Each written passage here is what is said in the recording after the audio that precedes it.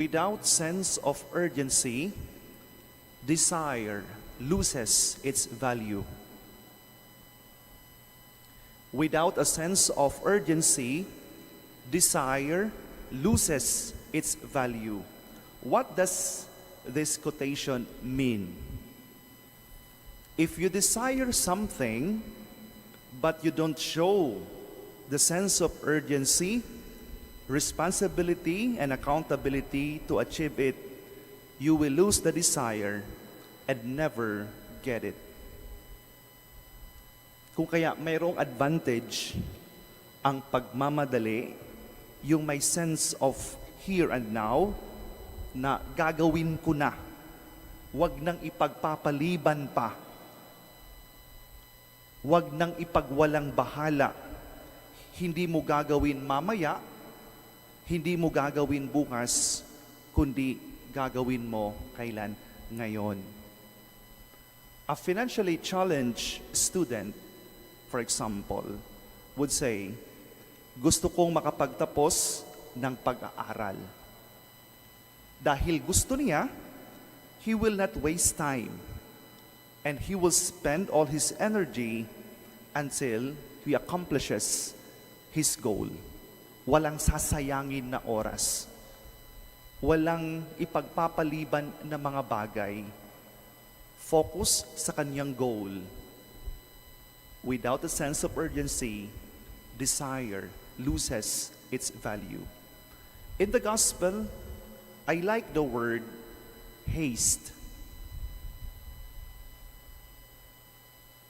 We heard in the gospel, Mary set out and traveled to the hill country in haste, nagmamadali, to visit her cousin Elizabeth.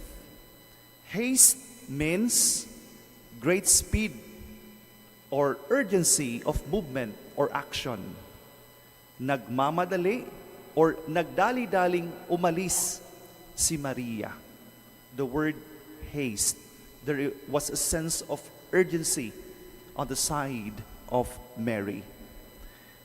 Today's gospel allows us to glimpse the encounter of two women whom God has chosen to be the first to glimpse the fulfillment of the promise of salvation through the new life taking form in their wombs.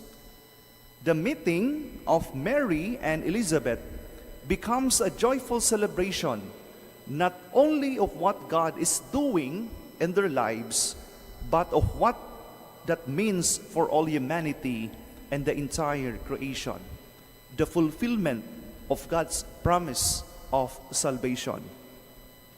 In Mary's virginal womb and Elizabeth's barren womb, God brings about the conception of the main protagonists of salvation history, Jesus and John the Baptizer.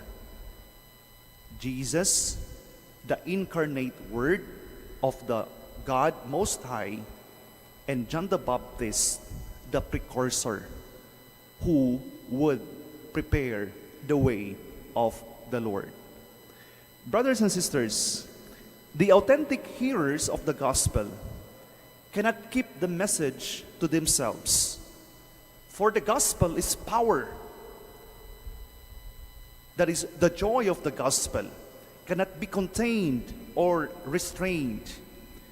That is why the first act of Mary, after the Annunciation, after receiving the good news from the angel Gabriel, the first act of Mary is to leave the comforts of her home in haste to assist her cousin Elizabeth.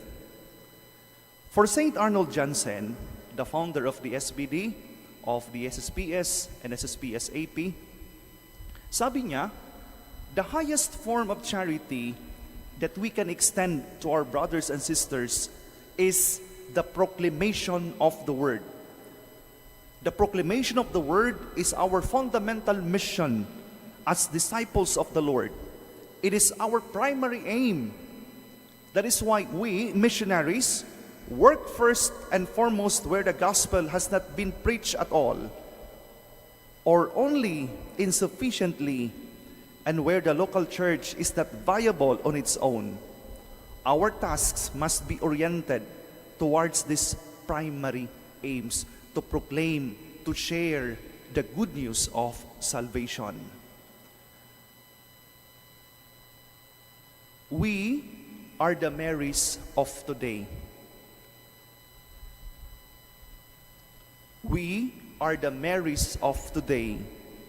In what sense? Driven by Christ in us, because every time we receive the Lord in the Eucharist, it is our obligation to share that joy of the gospel, the joy that we experience in the celebration of the Eucharist. That is why we are the Marys of today. Every time we receive the Lord in the Eucharist, to visit the needy around us and become bearers of the good news that God cares for them.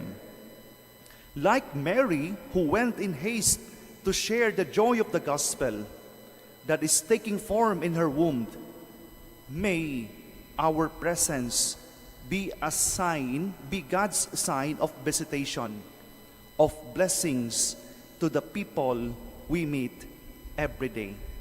Huwag ipagpaliban, hindi mamaya, hindi bukas. The joy that we receive from the Lord must be shared with others in haste. There should always be a sense of urgency. Amen.